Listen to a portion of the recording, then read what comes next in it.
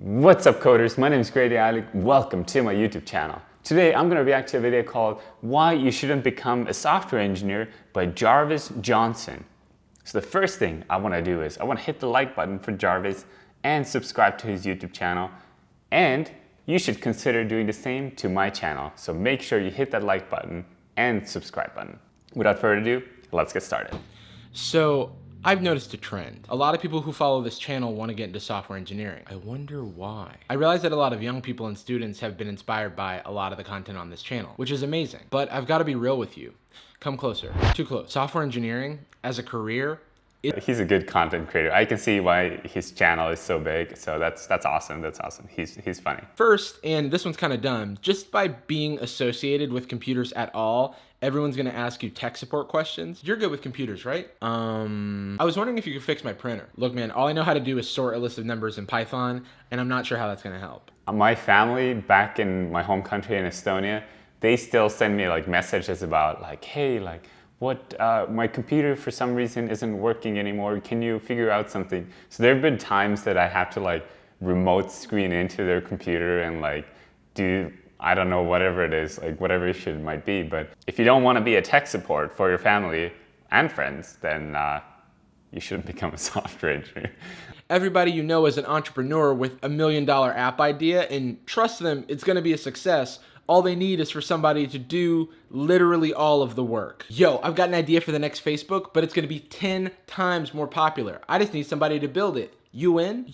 You know a third of the Earth's population is on Facebook, right? I've actually had questions like that, like, hey, I have this cool idea. What do you think about it?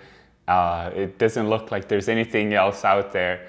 I will go ahead and do like 5 minutes research and I find like 10 other applications or ideas that have already been implemented and like done in the industry. So that can happen for sure, yeah.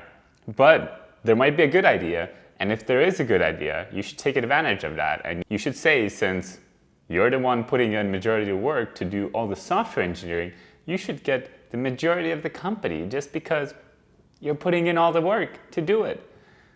Unless you don't want to do that and you don't think you should be in ownership position, you should ask at least some percentage of the company for doing the work and if it's a good idea. So hopefully it works out for you. And maybe it will work out for me as well. Even your keyboard isn't safe. Come on, you use the chiclet keyboard on your Mac? Yeah, it's literally attached to my laptop. Excuses. I use a mechanical keyboard. Cool. I purchased a mechanical keyboard as well one time, and I thought I was super cool and everything, but then my wife heard it, and she was like, you gotta use it when I'm not around, essentially. So I ended up selling it. That was my end of my mechanical keyboard era in my life. Once you're a working engineer, even in a supportive organization, there's no guarantees that you'll be working on the stuff that you want to be working on. Some fields of engineering can be harder to get into and business needs change rapidly, so you probably won't have complete agency in what you work on, which is fine, by the way. It makes sense. You can't always settle for that. I want this perfect position for myself, especially when you first enter the industry. I didn't get a software engineering position when I first started out. I had to settle with network engineering because they're literally, like, I was an international student.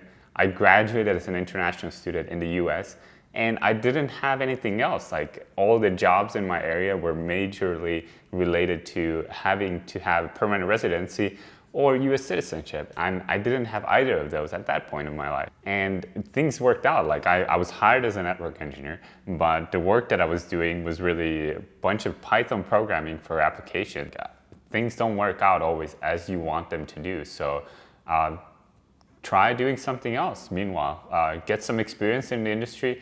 Once you have that experience, you can pivot into a position that you really, really want. So there's nothing wrong with that. You don't have to be with your first employer for like 20 years and then be like, okay, I have to change position. Just be there for a year, 2 years. Most likely 2 years. Be there at least for 2 years. That's a good practice, or a year and a half or something like that.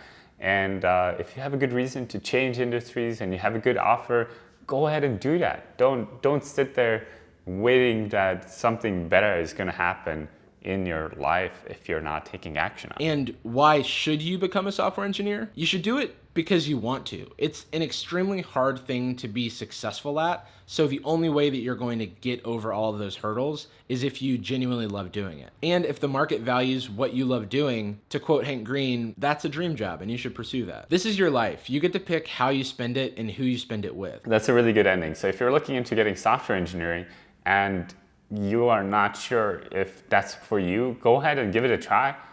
Try it out for a year, 2 years, whatever it is. And if you hate it, transition, do something else. Do what you enjoy. It's all about you. Thank you so much, guys, for checking out this video. I truly, truly appreciate it. Make sure you hit the like button, consider subscribing, and keep up the good work, and I'll see you next time.